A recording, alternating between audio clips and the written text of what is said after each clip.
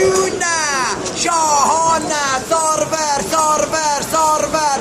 7 böyle 24 saat sarver.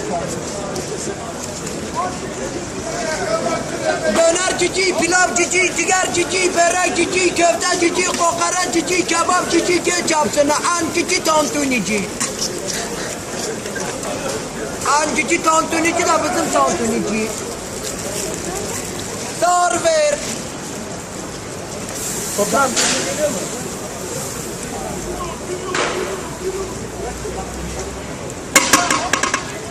Lokma burada, lokma. Top burada, damak burada.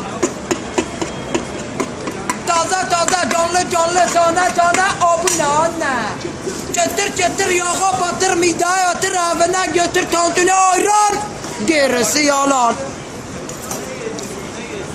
Şirin evler meydan, babalar tantuni ayran. Analar da bulgurcuya. Baba olmayan da gelmez. Sarbe. Ama sizde 2 tane daha geliyor. Karışık yanınızda karışık koyuyor. Hoş geldiniz. Salonumuz klimalı. Sigara içmek, yes, you can smoke, no problem, serbest. Şirin evler semtir. Everybody eat tantuni, roll and beef. Roll and beef, the best tantuni is here. Roll and beef, very delicious. Biliyorum.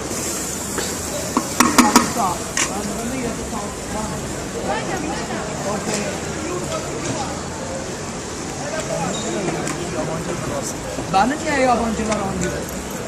Bizimkiler anlamıyor ya. Demek ki biz ya bizimkilerden Sarver! Tantuni ayran! Neresi yalan? Ağlıyor orada.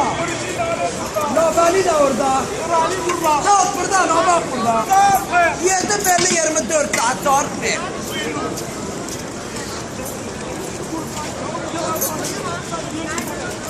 Gönderici tantuni. Parfüm cici. Artık cici. En cici tantunici. Aa çarpın tabi 5 liralık da parfüm. Ya harbi parfüm.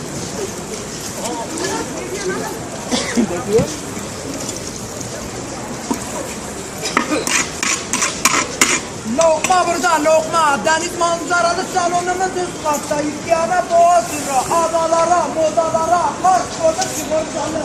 Hülya Hüsar'la yazıktır. Regin 4 lira da borcu kaldı biliyorum.